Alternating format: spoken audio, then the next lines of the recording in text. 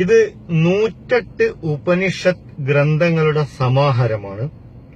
ഈ സമാഹാരം നിർവഹിച്ചിരിക്കുന്നതും സംസ്കൃതത്തിൽ നിന്ന് മലയാളത്തിലേക്ക് പരിഭാഷപ്പെട്ട ഡോക്ടർ വെങ്ങാനൂർ ബാലകൃഷ്ണൻ.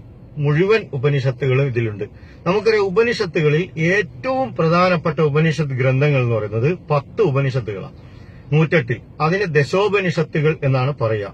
ഈ ദശോപനിഷത്തിൽ തന്നെ പ്രധാനപ്പെട്ടതാണ് ബൃഹദാരണ്യകോപനിഷത്ത്. ഈ ബൃഹദാരണ്യകോപനിഷത്തിലെ 6ാം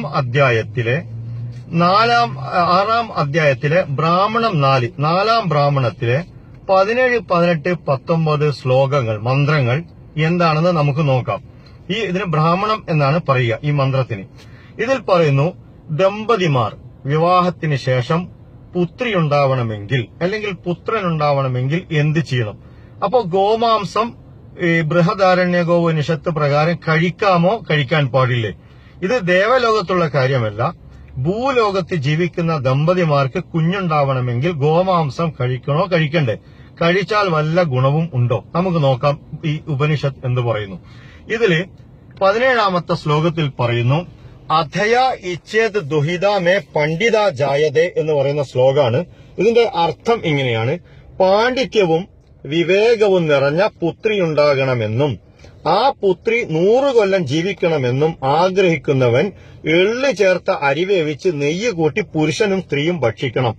അടുത്ത ശ്ലോകത്തിൽ പുത്രനാണ് വേണ്ടതെങ്കിൽ പണ്ഡിതനായ, അതിൽ അതയ ഇച്ഛേത് പുത്രോ പണ്ഡിതോ വിഗീതഃ സ്മിതം ഗമഃ എന്ന് പറയുന്ന ശ്ലോകത്തിൽ പറയുന്നു, പാണ്ഡിത്യം തികഞ്ഞവനും ശ്രേയസ്സുറ്റവനും നല്ല വാക്കുകൾ പറയുന്നവനുമായ പുത്രൻ തനിക്കുണ്ടാവണമെന്നും അവൻ വേദങ്ങളെല്ലാം പഠിക്കണമെന്നും ആഗ്രഹിക്കുന്നുവെങ്കിൽ 100 വർഷം ജീവിച്ചിരിക്കണമെന്ന് ആഗ്രഹിക്കുന്നുവെങ്കിൽ മാംസം ചേർത്ത ഭക്ഷണം പാകം ചെയ്ത് നെയ്യ് കൂട്ടി 2 പേരും ഭക്ഷിക്കണം.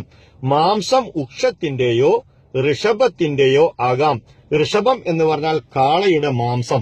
അപ്പോ നല്ല ബുദ്ധിയുള്ള, വേദപണ്ഡിതനായ, ഓജസ്സുള്ള, ശ്രേയസ്സുള്ള, സുന്ദരനായ പുത്രനെ ദമ്പതിമാർക്ക് ലഭിക്കണം എന്ന് ആഗ്രഹിക്കുന്നുണ്ടെങ്കിൽ കാളഭക്ഷണം കഴിക്കണം എന്നാണ് പറയുന്നത്. നമുക്കറിയാം, ഇത് ഭൂമിയിലെ ജീവിക്കുന്ന മനുഷ്യന്മാരോട് ഈ ഉപനിഷത്ത് ഗ്രന്ഥം പറഞ്ഞിരിക്കുകയാണ്. അപ്പൊ ഇതിൽ വിശ്വാസമുള്ള ആളുകളെ ഈ വിശ്വാസം അനുസരിച്ച് പ്രവർത്തിക്കുന്നതിന് നാം എന്തിനാണ് തടസ്സം നിൽക്കുന്നത്?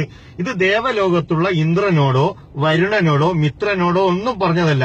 ഭൂമിയിൽ ജീവിക്കുന്ന മനുഷ്യരായ ദമ്പതിമാരോട് ഉപനിഷത്ത് ഗ്രന്ഥം പറഞ്ഞിരിക്കുകയാണ്, ഋഷഭത്തിന്റെ മാംസം കഴിക്കണം, ബുദ്ധിയുള്ള ആൺകുട്ടി ഉണ്ടാവണമെങ്കിൽ, വേദപണ്ഡിതനായ ശ്രേയസ്സുള്ള ആൺകുട്ടി ഉണ്ടാവണമെങ്കിൽ.